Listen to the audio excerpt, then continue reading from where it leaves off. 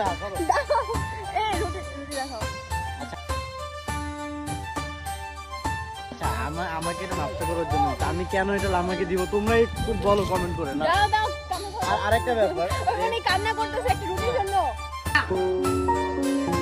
আরেকটা ব্যাপার আমার খাবারের জিনিস আমি কাউকে দিই না, এটা হোক তুমি হোক অন্য কেউ।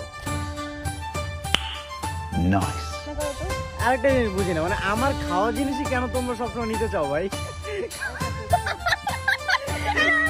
মানে খাওয়া জিনিস খাইতে খুব মজা লাগে।